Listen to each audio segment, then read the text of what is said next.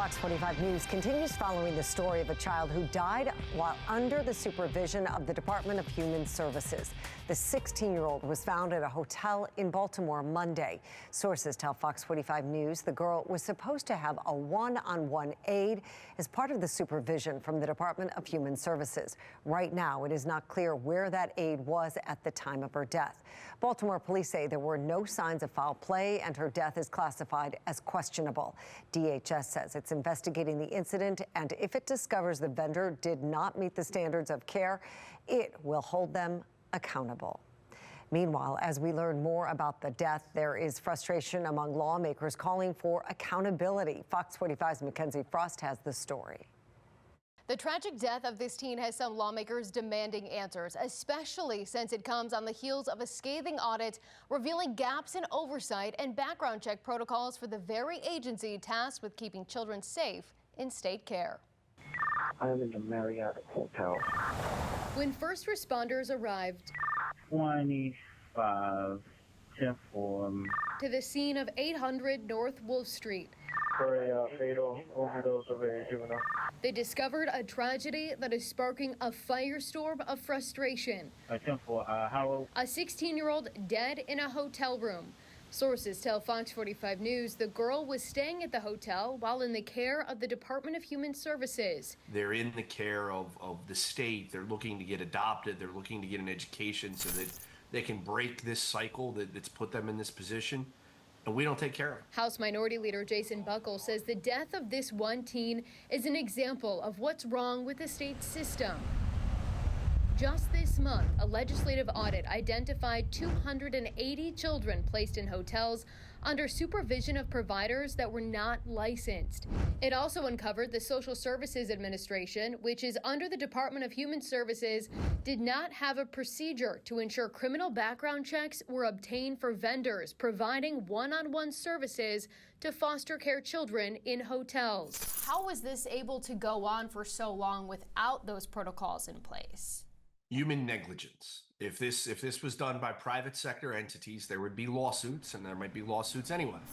Unfortunately, in Maryland, we're too over-reliant and overprotective of the government. You know, every government employee has a job for life. Every government function, every government agency has a budget that can only be increased, and there need to be consequences. I hope that Governor Moore is sitting down today, this week, the next few days, with the secretary of this department, with the key leaders, and saying, this is it.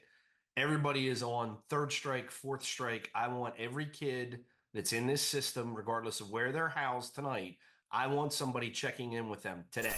We're going to check and make sure that every kid in this state that we're housing is in a safe situation with reasonably good people. Right now, if you just want to say we'll have another hearing, we'll do another bureaucratic end around, we're just going to keep winding up with the same problems. There's a teenage girl that's dead that never should have been. Fox 45 News reached out to Governor Wes Moore for a response to the death of a teen while under the state's care. In a statement, Governor Moore's communications director, David Turner, says in part, the Moore-Miller administration remains steadfast in our resolve to do everything in our power to prevent these tragedies from occurring. He goes on to say, we will continue to work toward ensuring that every child in the state's care finds a safe and healthy permanent home. Frustration goes beyond political alliances. Senator Clarence Lamb, a Democrat, says this is a heartbreaking tragedy, and he hopes the investigation to identify what happened can be completed quickly. In a statement to Fox 45 News, Lamb goes on to say the state has an obligation to ensure the safety of our children in our care, adding it's important to find funding for permanent placement so children aren't being housed in hotels and motels.